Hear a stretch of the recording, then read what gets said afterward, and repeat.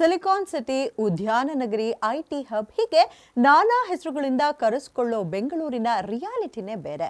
ಒಂದೇ ಒಂದು ಮಳೆಗೆ ಎಷ್ಟೆಲ್ಲ ಅವಾಂತರ ಸೃಷ್ಟಿಯಾಗಿದೆ ಅಂದ್ರೆ ಇದೇನ್ ಬ್ರ್ಯಾಂಡೋ ಅಥವಾ ಬ್ಯಾಡ್ ಬೆಂಗಳೂರು ಅನ್ಸೋಕೆ ಶುರುವಾಗ್ಬಿಟ್ಟಿದೆ.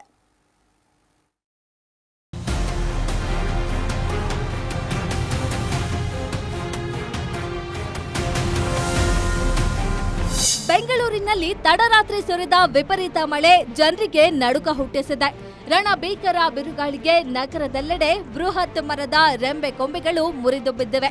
ಗಾಳಿ ಮಳೆಯಿಂದ ನಾನಾ ಅವಾಂತರ ಸೃಷ್ಟಿಯಾಗಿದ್ದು ಜನರು ಕಂಗಾಲಾಗಿದ್ದಾರೆ. ಇನ್ನು ನಗರದಲ್ಲಿ ಬಿಡಬ್ಲ್ಯೂಎಸ್ಎಸ್ಬಿ ನಡೆಸುವ ಕಾಮಗಾರಿಗಳೇ ಮರಗಳು ಉರುಳುವಿಕೆಗೆ ಕಾರಣವಾದಂತಿದೆ. ಭಾರಿ ಮಳೆಗೆ ಸಿಲಿಕಾನ್ ಮಂದಿ ಜೀವನ ಅಸ್ತವ್ಯಸ್ತ. ಬಿರುಗಾಳಿಗೆ ಧರೆಗುರುಳಿದ ರೆಂಬೆ ಕೊಂಬೆಗಳು. ಅಪಾರ್ಟ್ಮೆಂಟ್ಗಳಿಗೆ ನುಗ್ಗಿದ ರಾಜಕಾಲುವೆ ನೀರು. ಹೌದು, ಬಿಡಬ್ಲ್ಯೂಎಸ್ಎಸ್ಬಿ ಕೈಗೊಂಡಿದ್ದ ಒಳಚರಂಡಿ ವ್ಯವಸ್ಥೆಯಿಂದ ಮರದ ಬೇರುಗಳು ಸಡಿಲಗೊಂಡಿವೆ. ವಸಂತನಗರ ವಾರ್ಡ್ನ ಮಾಧವನಗರದಲ್ಲಿ ಮಳೆಗೆ ಸುಮಾರು 40 ವರ್ಷದ ಹಳೆಯ ಮರವೊಂದು ಬುಡ ಸಮೇತ ಮನೆ ಮೇಲೆ ವಾಲಿದೆ. ಇದರ ಪರಿಣಾಮ 2 ಮನೆಗಳ ಕಿಟಕಿ ಮತ್ತು ಗಾಜು ಸಂಪೂರ್ಣ ಒಡೆದು ಹೋಗಿದೆ. ಇನ್ನು ಬಿಬಿಎಂಪಿಯ ಸುಮಾರು 36 ವಲಯಗಳಲ್ಲಿ ಮರಗಳು ಮತ್ತು ಕೊಂಬೆಗಳು ಧರೆಗುರುಳಿದ್ದು ಬಿಬಿಎಂಪಿ ತೆರವುಗೊಳಿಸುವ ಕೆಲಸ ಮಾಡಿದೆ. ಎಲ್ಲೆಲ್ಲಿ ಕೊಂಬೆಗಳು ಬಿದ್ದಿದೆ ಎಂದು ನೋಡೋದಾದ್ರೆ, ಪೂರ್ವ ವಲಯ ಮರ 6, ಕೊಂಬೆಗಳು 35.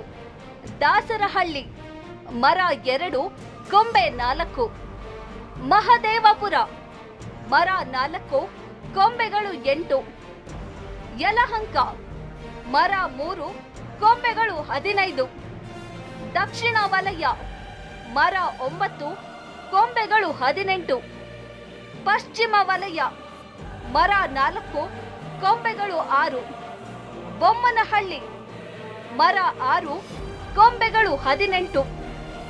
ಆರ್ಆರ್ ನಗರ ಮರ 2, ಕೊಂಬೆಗಳು 17.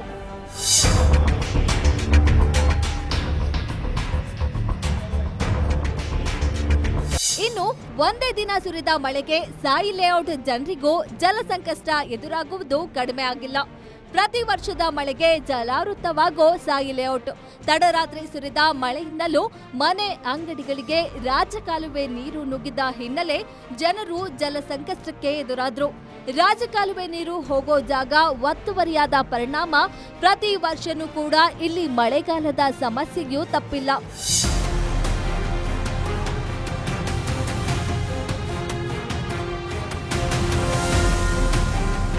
ಒಟ್ಟಾರೆಯಾಗಿ ನಿನ್ನೆ ಬಂದು ರಾತ್ರಿಯ ಮಳೆಗೆ ಸಿಲಿಕಾನ್ ಮಂದಿ ಹೈರಾಣವಾಗಿದ್ದು, ಮಳೆಗಾಲದಲ್ಲಿ ಜನರ ಪಾಲಿಗೆ ಸಂಕಷ್ಟವಾಗಿ ನಿಂತಿರುವ ರಾಜಕಾಲುವೆ ಹಾಗೂ ಧರೆಗುರುಳುವ ಮರಗಳ ಕುರಿತು ಬಿಡಬ್ಲ್ಯೂಎಸ್ಎಸ್ಬಿ ಹಾಗೂ ಬಿಬಿಎಂಪಿ ಇನ್ನಾದರೂ ಗಮನ ಹರಿಸುತ್ತಾ ಎಂದು ಕಾದು ನೋಡಬೇಕಿದೆ.